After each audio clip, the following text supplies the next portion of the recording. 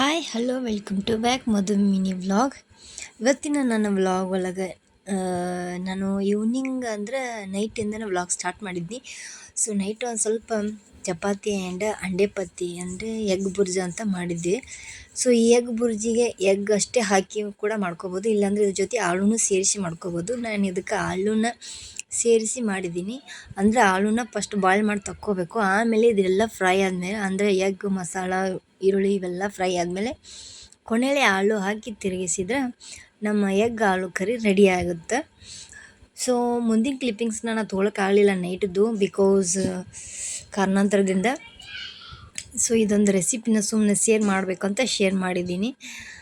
And next ಬಂದು morning ನಾವು ಸ್ವಲ್ಪ ಬೇಗ ಹೇಳೋದಿತ್ತು, ಹಾಗಾಗಿ ನೈಟ್ ಜಲ್ದಿನ ಅಡುಗೆ ಮುಗಿಸ್ಬಿಟ್ಟಿದ್ವಿ.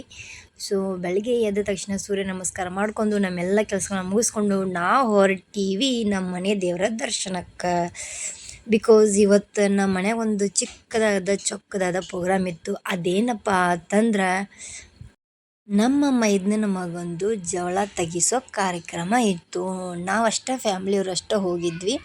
ಅಂದರೆ ಇದು ಸೆಕೆಂಡ್ ಬೇಬಿ ಇತ್ತು, ಇದು ಕೂಡ ಗ್ರ್ಯಾಂಡ್ ಮಾಡ್ಬೋದಿತ್ತು, ಬಟ್ ನಾವು ಸೆಕೆಂಡ್ ಬೇಬಿ ಅದಂತೇಳಿ ಗ್ರ್ಯಾಂಡ್ ಮಾಡಲಿಲ್ಲ. ಫಸ್ಟ್ನೇ ಬೇಬಿದು ಗ್ರ್ಯಾಂಡ್ ಮಾಡಿದ್ವಿ.